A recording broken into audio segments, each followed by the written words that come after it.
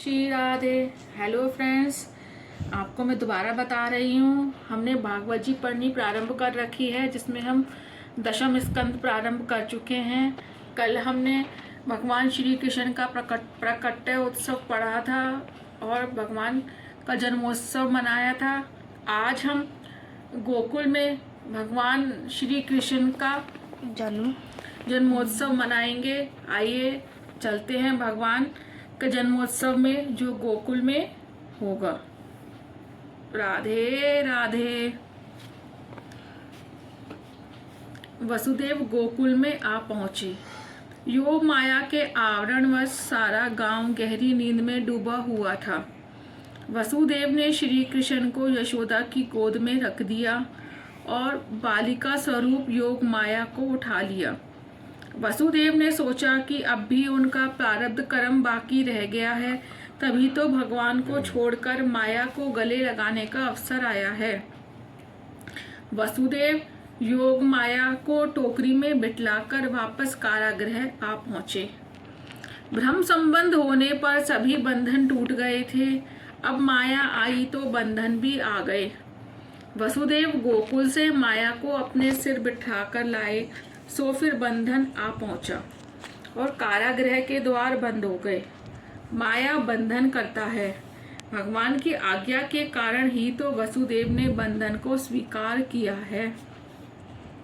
अब कारागृह में देवकी की गोद में सोई हुई योग माया रोने लगी। सेवकों ने शीघ्र ही कंस को संतान के जन्म का समाचार दिया। कंस दौड़ता हुआ आया। कहाँ है मेरा काल, मुझे सौंप दो उसे। कंस योग माया के पांव पकड़कर उन्हें पत्थर पर पीटने लगा, किंतु माया कभी किसी के हाथ में आई भी है। आदि माया ने तो कंस के ही सिर पर एक लात जमा दी और हाथों से छूटकर आकाशगामी हो गईं। आकाश में उन्होंने अष्टभुजा जगदम्बा भद्रकाली का रूप धारण किया। बोलो अष्टभुजा जगदम्बा भद्रकाली मैया की जय। उन्होंने कंस से पुकार कर कहा, अरे पापी, तेरा काल तो अवतरित हो गया है और सुरक्षित है। बीच में विघ्न डाल रही हूँ फ्रेंड्स। अगर आपको भागवत जी अच्छी लग रही हो तो प्लीज़ चैनल पर सब्सक्राइब करें, वीडियो को लाइक करें और कमेंट भी करके बताएं कि आपको कैसा लग रहा है सुनना, और कुछ कमी हो तो उसके बारे में भी ज़रूर बताएं। धन्यवाद। कंस ने पश्चाताप करते हुए वसुदेव देवकी से अपने अपराध की क्षमा मांगी। इधर जन्माष्टमी के दिन नंद जी ने 12 बजे तक जागरण किया। शांडिल्य के कहने पर सभी सो गए थे और गहरी नींद में डूब गए थे। बाल कृष्ण जब नंद जी के घर में आए तब नंद बाबा सोए थे। नंद बाबा ने स्वप्न में देखा कि कई बड़े बड़े ऋषि मुनि उनके आंगन में पधारे हुए हैं। यशोदा जी ने श्रृंगार किया है और गोद में एक सुंदर बालक खेल रहा है। उस बालक को मैं निहार रहा हूँ। शिवजी भी उस बालक का दर्शन करने के हेतु आए हैं।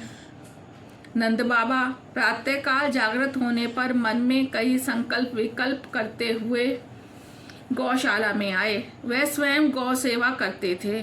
गायों की जो प्रेम से सेवा करता है उसका वंश नष्ट नहीं होता। नंद बाबा ने प्रार्थना की, हे नारायण, दया करो, मेरे घर गायों के सेवक गोपाल कृष्ण का जन्म हो। उसी समय बाल कृष्ण ने लीला की। पीला चोला पहने हुए, कपाल पर कस्तूरी का तिलक वाले बाल कृष्ण घुटनों के बल बढ़ते हुए गौशाला में आए। इस बालक को नंद जी ने देखा तो उनके मन में हुआ, अरे यह तो वही बालक है जिसे मैंने स्वप्न में आज ही देखा है। बाल कृष्ण ने नंद बाबा से कहा, बाबा, मैं आपकी गायों की सेवा करने के लिए आया हूँ। गौशाला में आए हुए कन्हैया को नंद जी प्रेम से निहारते हुए स्तंभ से हो गए। उन्हें देह भान तक नहीं रहा। बाल कृष्ण के दर्शन से वह समाधिस्थ से हो गए। उन्हें कुछ ज्ञात हो ही नहीं रहा था कि वह जाग रहे हैं या सो रहे हैं।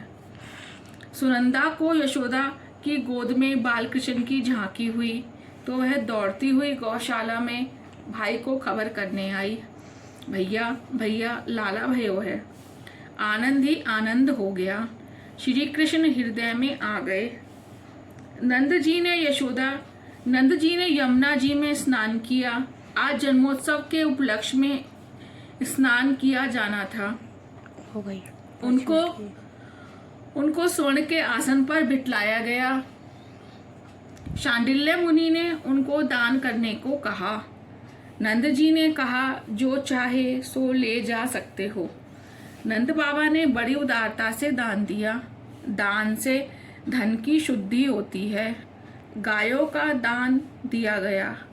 कई वर्षों तक तपस्या करने पर भी महान ऋषि मुनियों का काम नष्ट ना हुआ, अभिमान निशेष ना हुआ, तो वह सब गोकुल में गाय का अवतार लेकर आए। उन्होंने सोचा था कि ब्रह्म संबंध होने पर वह निष्काम होंगे। नंद बाबा ने 2 लाख गायों का दान किया। एक ब्राह्मण को 10,000 गायें दान स्वरूप मिली। वह घर ले आया।